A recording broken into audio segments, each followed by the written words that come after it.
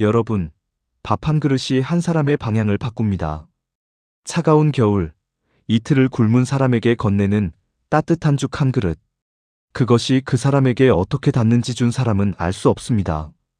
그러나 받은 사람은 평생 잊지 않습니다. 오늘 이야기에는 그 밥 한 그릇을 받은 소년이 있습니다. 이름은 세풍. 15살이었습니다.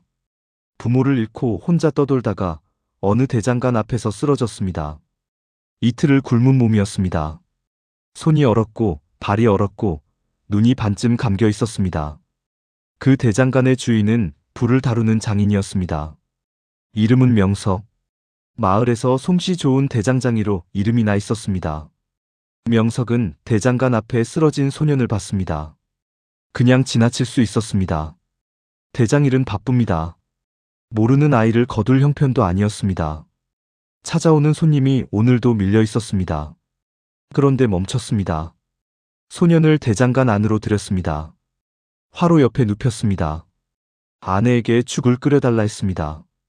그 죽 한 그릇이 이 이야기의 시작입니다.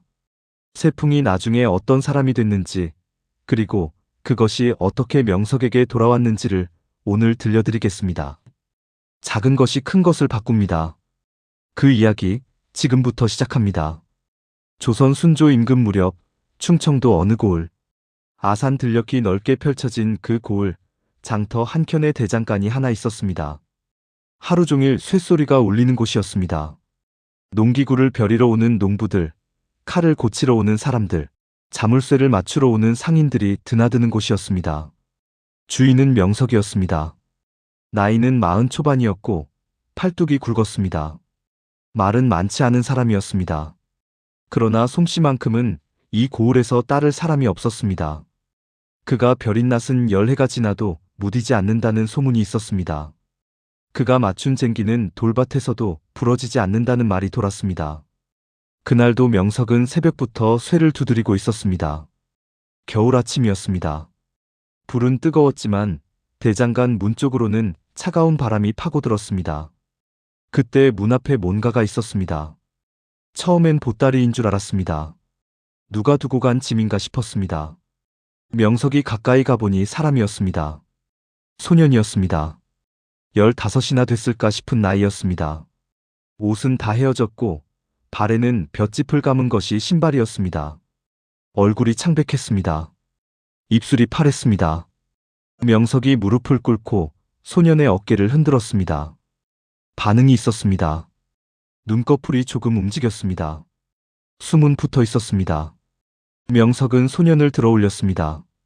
대장간 안쪽 화로 가까운 곳에 내려놓았습니다. 낡은 멍석을 꺼내 덮었습니다. 그리고 집 쪽으로 소리를 질렀습니다. 여보, 죽 좀 끓여줘요.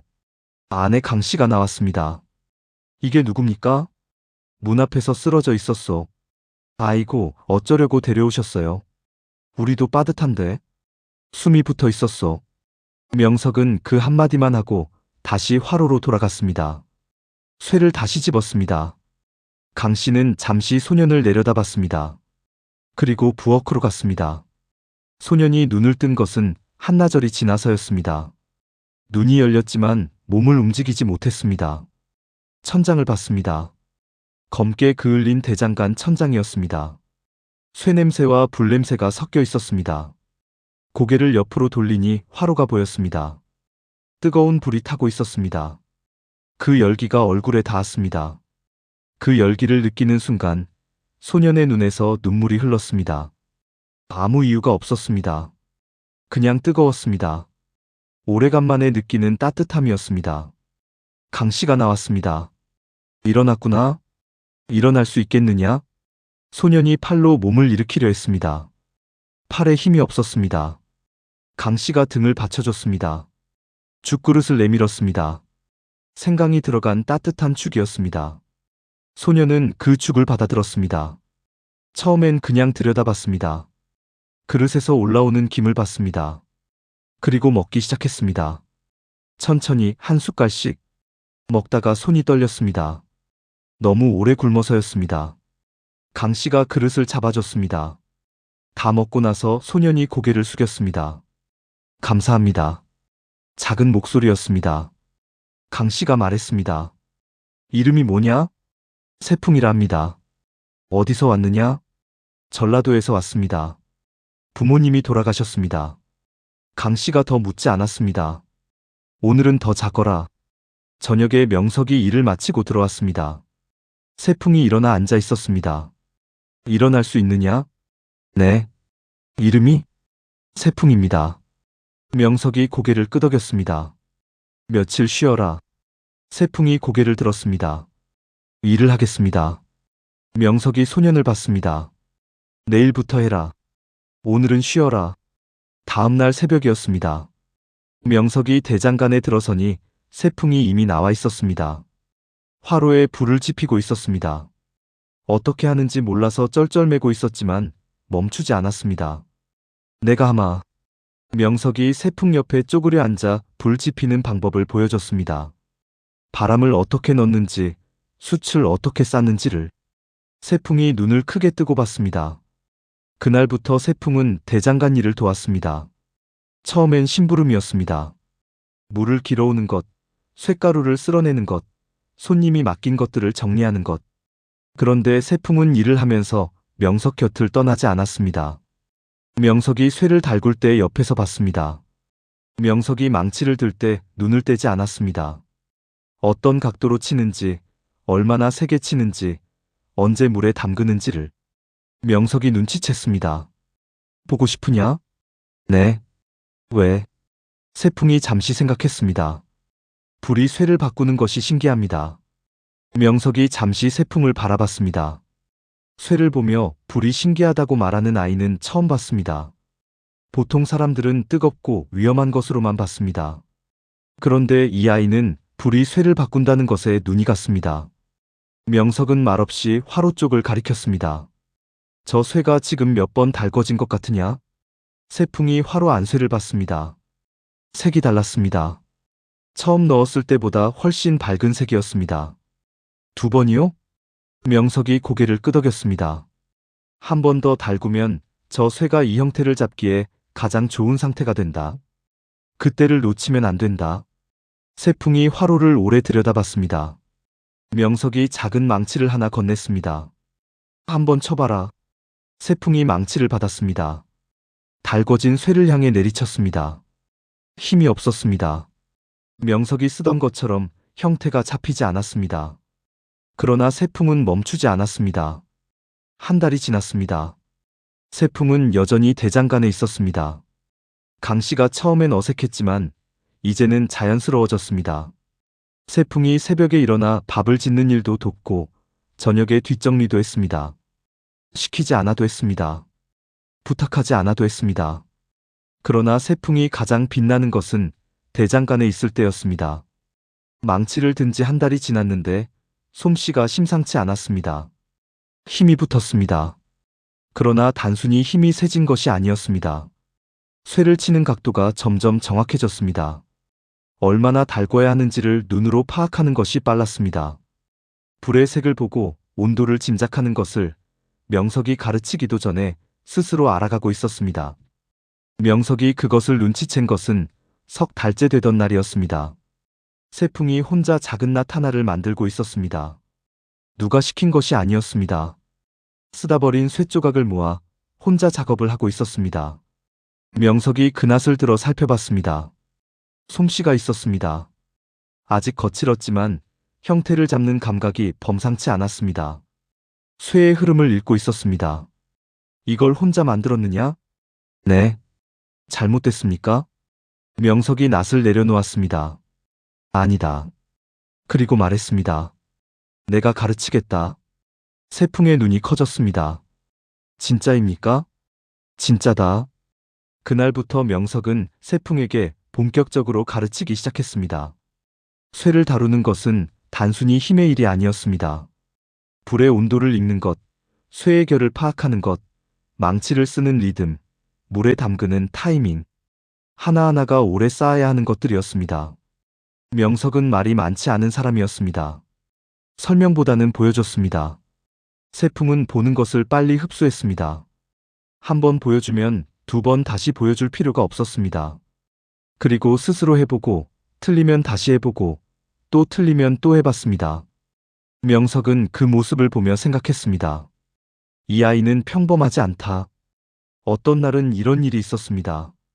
명석이 주문받은 쟁기를 만들고 있었습니다.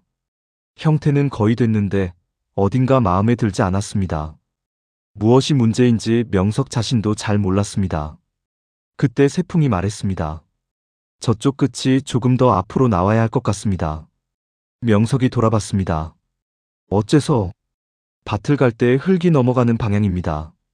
저쪽이 조금만 더 앞으로 나오면 흙이 더 잘 뒤집어질 것 같습니다. 명석은 잠시 그 부분을 봤습니다. 그리고 조용히 다시 망치를 들었습니다. 세풍이 말한 쪽을 조금 더 다듬었습니다. 완성된 쟁기를 주문한 농부가 가져갔습니다. 며칠 뒤 그 농부가 다시 왔습니다. 이번 쟁기가 전보다 훨씬 잘 들어가오. 무엇이 달라진 것이오? 명석이 세풍을 봤습니다. 세풍이 고개를 숙였습니다.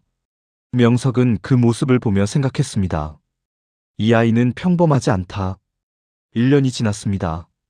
세풍이 만든 물건들이 달라졌습니다. 처음에 거칠음이 사라지고 있었습니다. 형태가 단정해졌습니다. 두드리는 힘이 균일해졌습니다. 손님이 맡긴 낡은 호미를 세풍이 혼자 수리한 날이었습니다.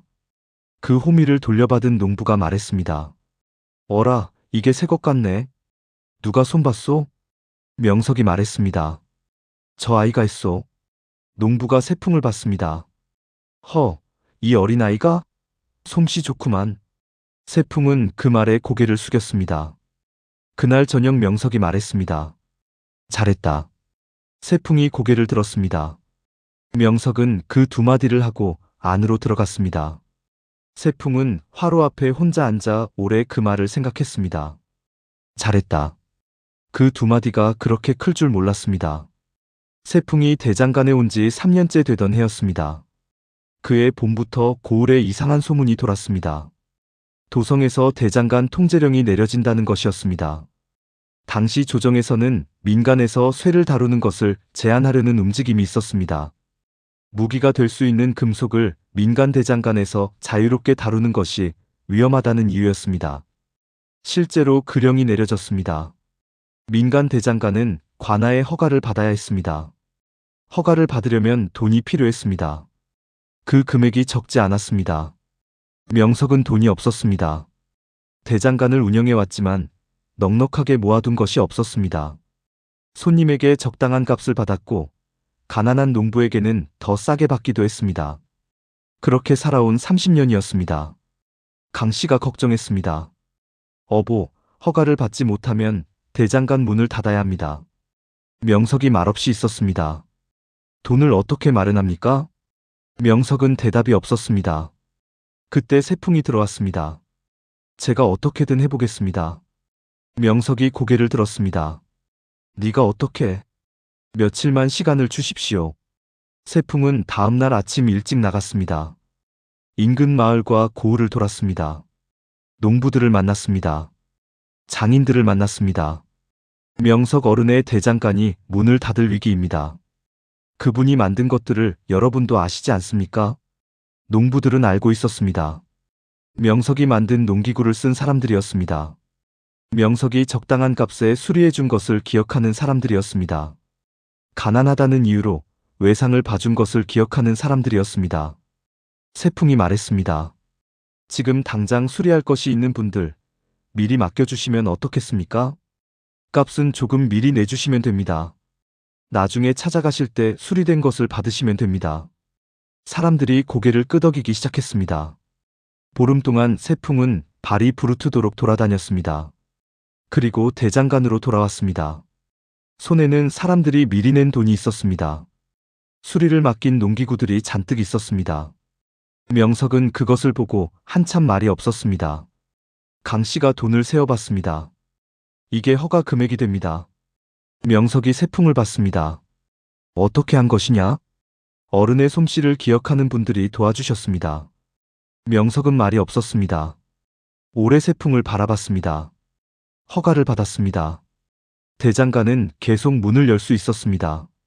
그런데 그 일이 소문이 났습니다. 세풍이 보름 동안 인근을 돌며 명석을 도운 이야기가 고을 장터에 퍼졌습니다. 사람들이 대장간을 찾아왔습니다. 세풍이라는 아이가 여기 있다더라. 어릴 때 거지였다는 아이가 맞냐? 세풍은 그런 말에 크게 반응하지 않았습니다. 그냥 일을 했습니다. 그러던 어느 날 고을 사또가 대장간을 찾아왔습니다. 명석이 놀라 나왔습니다. 사또 나으리께서 직접 오시다니. 사또가 말했습니다. 대장간 허가 건을 처리하다가 이 대장간 이야기를 들었소. 그리고 이 대장간에 솜씨 좋은 젊은이가 있다는 말도 들었소. 사또의 눈이 세풍을 향했습니다. 네가 세풍이냐? 그렇습니다. 관아에서 쓸 농기구와 연장들을 새로 만들어야 하오. 이 대장간에 맡기고 싶소. 명석이 눈이 커졌습니다. 관아의 일감은 크고 안정적이었습니다. 감사합니다. 사또가 고개를 끄덕이고 돌아갔습니다. 강씨가 세풍을 봤습니다. 이게 어떻게 된 것이냐? 세풍이 웃었습니다. 어른이 잘 만들어 오신 덕분입니다. 관아 일감이 들어온 지 2해째 되던 여름밤이었습니다. 고을 장터에 불이 났습니다. 건기가 길어진 해였습니다. 오래 비가 오지 않았습니다. 나무가 마르고 짚이 말랐습니다. 거기에 밤바람이 강하게 불었습니다. 불이 났습니다. 한 점포에서 시작된 불이 바람을 타고 옆으로 번졌습니다. 하나가 둘이 되고 둘이 넷이 됐습니다. 장터 한쪽이 불길에 휩싸이기 시작했습니다. 사람들이 소리를 질렀습니다. 불이야! 불이야! 물을 퍼날랐습니다. 그러나 불길이 거셌습니다. 물이 닿는 속도보다 불이 번지는 속도가 빨랐습니다. 명석의 대장간도 장터 근처에 있었습니다. 불길이 점점 가까워지고 있었습니다.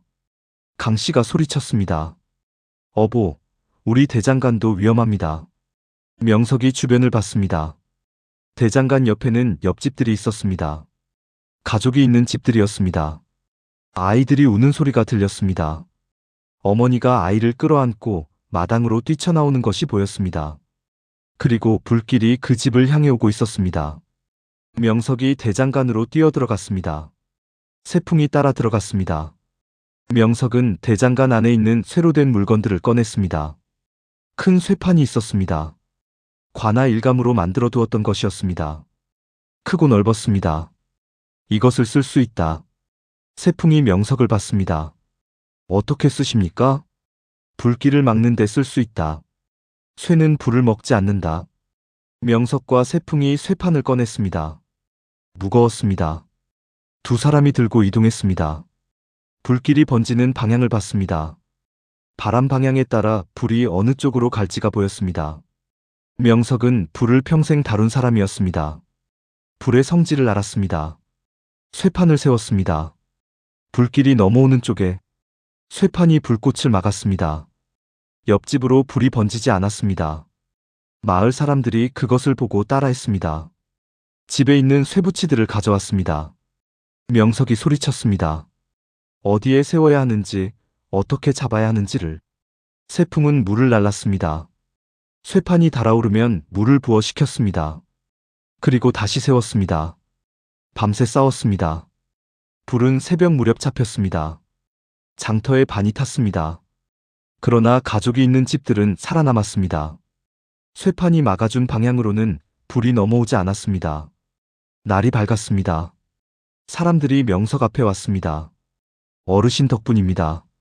우리 집이 살았습니다. 한 여인이 아이를 안고 다가왔습니다. 아이가 울고 있었습니다. 밤새 무서웠을 것이었습니다. 저희 집 옆이 불길이었는데 어르신들이 막아주셨습니다. 저 혼자였으면 어떻게 됐을지. 여인이 고개를 숙였습니다. 아이도 따라 고개를 숙였습니다. 명석은 아무 말도 하지 못했습니다. 세풍이 그 모습을 봤습니다. 명석은 그냥 고개를 끄덕이고 돌아섰습니다. 그리고 대장간을 봤습니다. 대장간은 타지 않았습니다. 화재가 지나간 뒤 고을 사또가 다시 왔습니다. 그대들이 집들을 살렸소. 명석이 말했습니다. 별것 아니었습니다. 사또가 세풍을 봤습니다. 이 젊은이가 밤새 물을 날랐다고 들었소. 세풍이 고개를 저었습니다. 명석 어른이 불의 방향을 잡아주셨습니다. 저는 그냥 물을 날랐을 뿐입니다. 사또가 두 사람을 번갈아 봤습니다. 이 대장간에 하고 싶은 것이 있어. 말해보시오. 명석이 잠시 생각했습니다. 대장간을 더 크게 짓고 싶습니다. 일이 더 들어오면 젊은 사람들을 더 가르칠 수 있습니다. 이런 기술이 이 고을 안에 더 많아지면 좋겠습니다. 사또가 고개를 끄덕였습니다. 도와드리겠소. 사또가 돌아간 뒤 강 씨가 말했습니다. 어보, 이게 다 어떻게 된 일입니까? 명석이 잠시 생각했습니다. 3년 전 겨울 아침에 문 앞에 아이 하나가 쓰러져 있었소. 강 씨가 세풍을 봤습니다. 그 아이가 이 모든 것을 만들었습니다. 세풍이 고개를 저었습니다. 아닙니다. 어른이 저를 들여보내 주셨기 때문입니다. 죽을 주셨기 때문입니다. 명석이 말했습니다. 나는 그냥 숨이 붙어 있었으니까 드렸다. 세풍이 웃었습니다. 그것이 제 전부였습니다. 오늘 이야기 어떠셨나요? 명석이 한 것은 크지 않았습니다. 대장간 문 앞에 쓰러진 아이를 들여왔습니다. 화로 옆에 눕혔습니다. 죽을 끓여 먹였습니다. 그리고 망치 쓰는 법을 가르쳤습니다. 그것뿐이었습니다. 그런데 그것이 세풍에게 삶의 방향을 줬습니다. 죽을 먹고 살아난 세풍이 대장간 허가 금액을 만들었습니다. 화재의 밤에 불길을 막았습니다. 그리고 더 많은 사람들이 기술을 배울 수 있는 자리를 만들었습니다. 명석이 그날 아이를 들이지 않았다면 어떻게 됐을까요?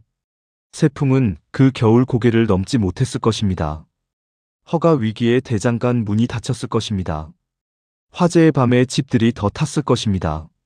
하나의 선택이 이렇게 많은 것에 닿습니다.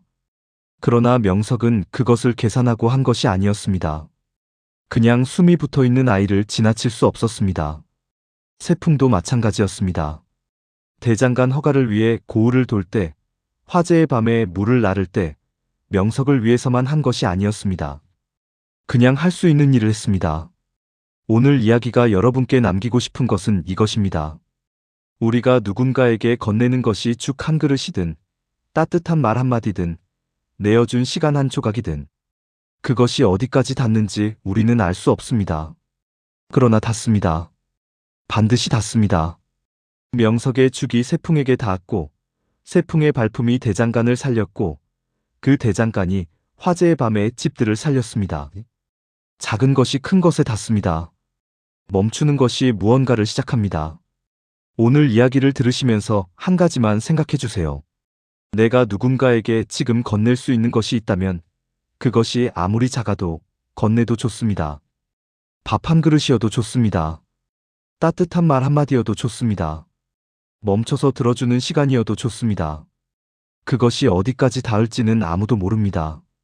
그러나 명석의 죽이 세풍에게 닿았고 세풍의 망치가 고을을 살렸듯이 반드시 어딘가에 닿을 것입니다.